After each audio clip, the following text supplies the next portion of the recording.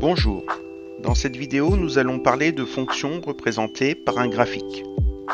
Considérons l'exemple à l'écran où une fonction appelée petit f est représentée par le graphique rouge. On va se poser des questions habituelles. Quelle est l'image de tel nombre? Quel est ou quels sont les antécédents de tel nombre?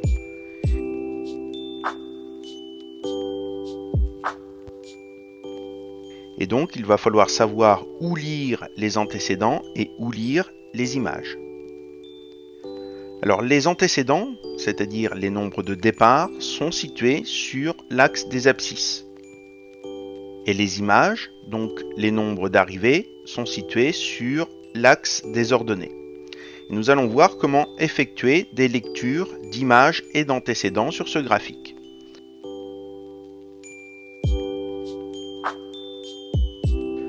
Posons-nous comme première question, quelle est l'image de -4?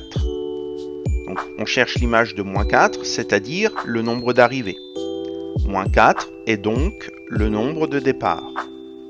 Donc, -4 va devoir être placé sur l'axe des abscisses, puisque c'est sur cet axe que sont représentés les nombres de départ.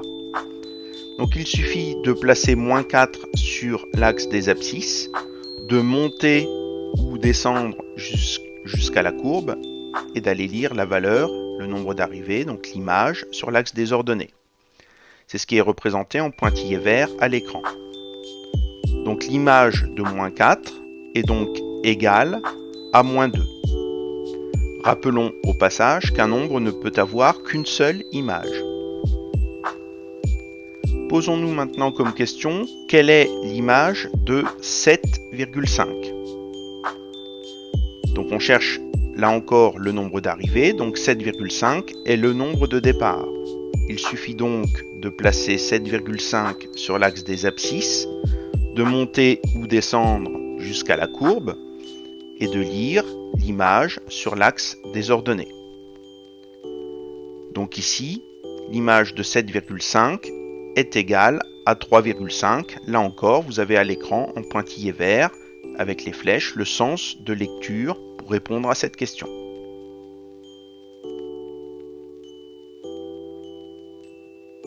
Posons-nous maintenant comme question, quel est l'antécédent de -1?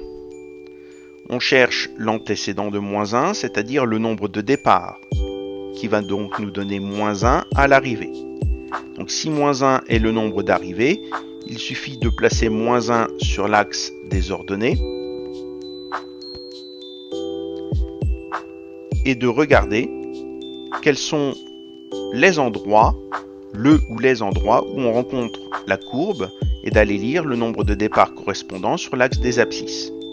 Donc ici, on rencontre la courbe qu'à un seul endroit et quand on remonte sur l'axe des abscisses, on obtient le nombre -2.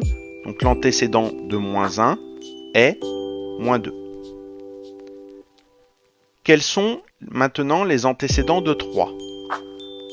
Donc on cherche à nouveau les nombres de départ, donc 3 est le nombre d'arrivées, qu'il faut donc placer sur l'axe des ordonnées.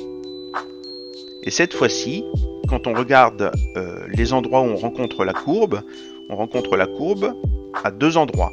Et quand on redescend sur l'axe des abscisses, on a la valeur 2, mais on a aussi la valeur 7.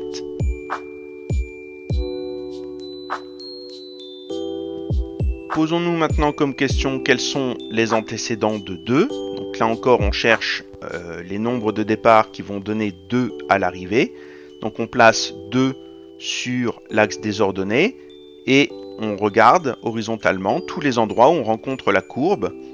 Alors là, on a une situation un petit peu particulière puisque on rencontre la courbe bien sûr déjà sur l'axe des ordonnées. Donc quand on redescend, on a le nombre 0. Et puis, on rencontre aussi la courbe sur toute une portion horizontale, puisque on a un segment horizontal ici.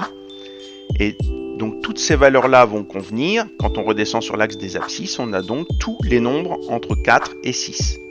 Ce qui signifie que les antécédents de 2 sont 0 et tous les nombres compris entre 4 et 6. Il y en a bien sûr une infinité, donc on ne peut pas tous les citer. Donc vous avez ici l'exemple d'un nombre qui a une infinité d'antécédents.